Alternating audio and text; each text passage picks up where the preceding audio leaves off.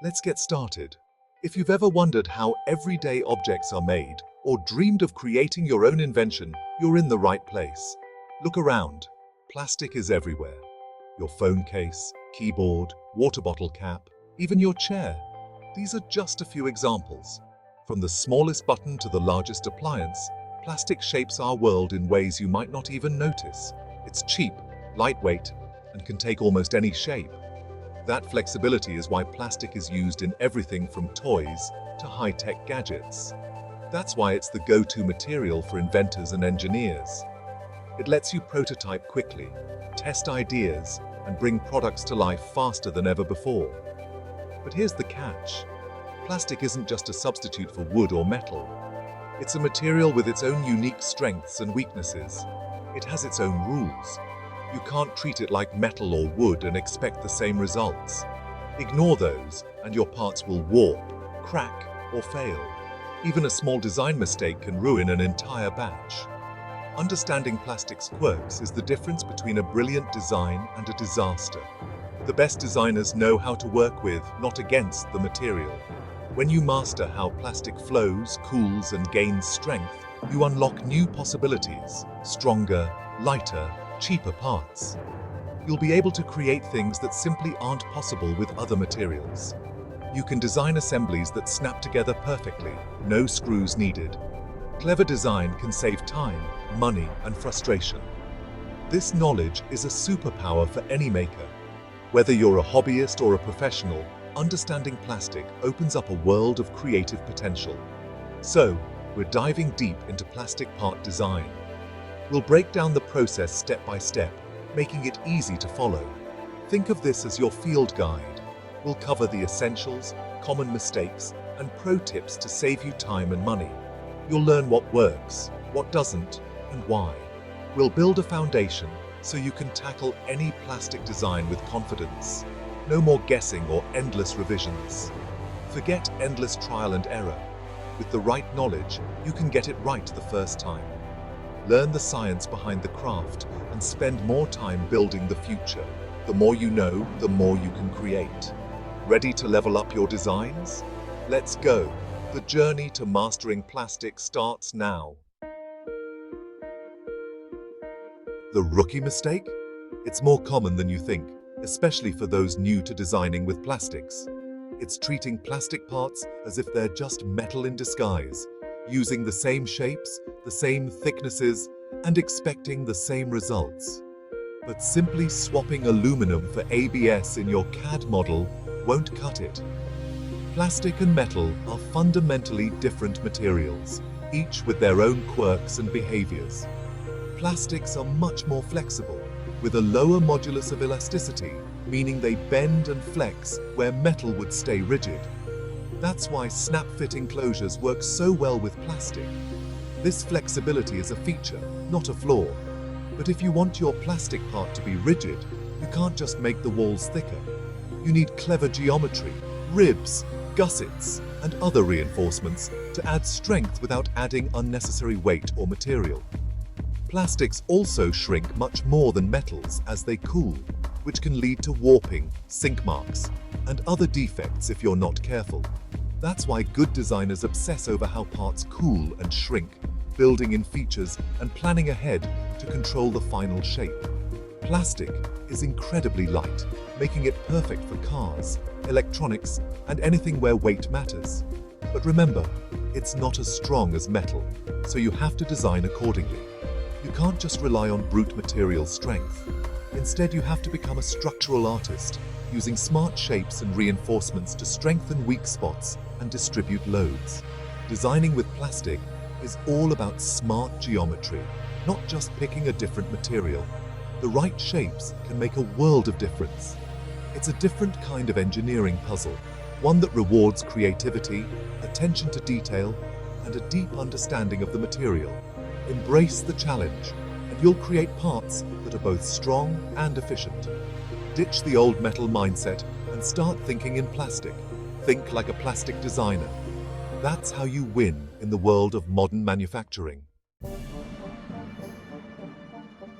Before you start designing, play detective. Ask, What load will this part handle? Is it structural or just decorative? Will it face impacts or steady pressure? Where will it live? Indoors? Outdoors? In the sun? In chemicals? In the cold? The environment can make or break your material choice. How should it look and feel? Is it a showpiece or hidden away? What's its lifespan? Is it disposable or built to last? And of course, what's the budget? Answer these questions first. They're your roadmap to a successful design. Picking the right plastic is like casting the right actor. ABS is the all-rounder. Tough, good finish, used in everything from Lego to power tools. Polypropylene, PP, is flexible and chemical resistant. Think living hinges and food containers. Polycarbonate, PC, is the tough, transparent choice for safety gear and impact resistance. Nylon, PA, is great for moving parts, gears, bushings, thanks to its wear resistance. There are also high-performance, medical, and glass-filled plastics for special needs. Match your parts' requirements, load, environment, cost, to the material's properties. Don't guess. Talk to material suppliers for expert advice. The right plastic makes all the difference. Know your options. Choose wisely. The golden rule. Keep wall thickness uniform.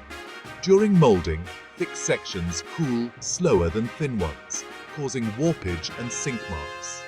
These defects mean internal stress and weak spots. Instead of thick blocks, core out heavy areas and use ribs for strength. This saves material, reduces cooling time and prevents defects. If you must change thickness, do it gradually. A smooth taper, not a sharp step. Abrupt changes create stress points that can crack. A good transition is at least 3 times the change in thickness. Uniform walls mean stronger, more reliable parts. Remember, consistency is key. Design for even cooling. Your parts will thank you. You've nailed the design. Now can you get it out of the mold? Without draft angles, your part sticks, gets damaged, or won't eject at all. Draft is a slight taper on vertical walls, letting parts release smoothly. Smooth surfaces need less draft. Textured ones need more. The deeper the texture, the more draft you need. Always angle draft in the direction the mold opens. Set your pull direction in CAD and check all walls. Forgetting draft is a costly rookie mistake. Mold makers can add it, but it's better to design it in from the start. Draft ensures clean, easy ejection and protects your design. Don't skip it. Make draft part of your process. Need strength without thick walls? Use geometry. Ribs add stiffness. Make them about half the wall thickness and tall, not fat. Add a radius at the base and draft for easy molding. Bosses are for mounting or screws. Keep their walls thin and support them with ribs. Connect bosses to walls for extra strength. Avoid sharp internal corners. They concentrate stress and cause cracks. Always use generous fillets, at least half the wall thickness. Smooth transitions let stress flow, making parts stronger. Smart features mean lighter, tougher parts. Use ribs, bosses, and fillets wisely. That's how you build strength in plastic. To design great plastic parts, think like a mold designer. The parting line is where the mold halves meet. Place it where it's least visible. A simple flat parting line is cheaper and easier to make. Hide it along edges or corners for better looks. The gate is where plastic enters the mold. Its location affects flow, strength, and appearance. Place gates in thick, non-cosmetic areas. Work with your molder to choose the best spot. Undercuts trap parts in the mold and require expensive mechanisms. Avoid undercuts when possible to keep costs down. Simpler molds mean cheaper, faster production. Design with the mold in mind from the start. You've got a great CAD model, but don't rush to production just yet. The next step is crucial. Always prototype first, no matter how confident you feel about your design. 3D printing makes it easy to test the fit, feel, and function of your design quickly and affordably. It's a powerful tool for bringing your digital ideas into the real world. Print out assemblies to see exactly how your parts fit and interact together. This hands-on approach helps you spot issues you might miss on a screen. Catching errors early in the prototyping stage means fixes are simple and inexpensive, saving you time and money down the line. Test the function of your parts. Even if 3D prints aren't as strong as final molded parts, they'll reveal design flaws and usability issues before you commit to expensive tooling. For more demanding tests, consider advanced 3D printing materials, or even prototype molds, to simulate real-world conditions. Always validate your design thoroughly before investing in mass production or costly tooling. This step is essential for success. Here's your checklist. Maintain uniform wall thickness to avoid warping and ensure consistent quality. Add draft angles for easy part release. Use fillets and ribs for strength and stability. Always consider your material, the environment, and the molding process from the very start. Prototype and test thoroughly in different conditions to make sure your part performs as expected in the real world. Don't design plastic parts like metal ones.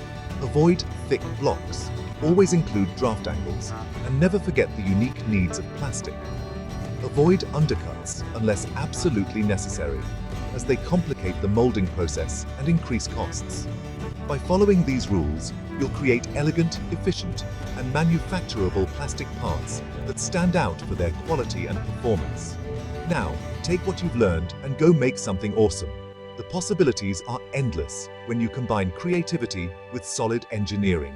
The future is yours to build. Start designing, prototyping, and innovating today.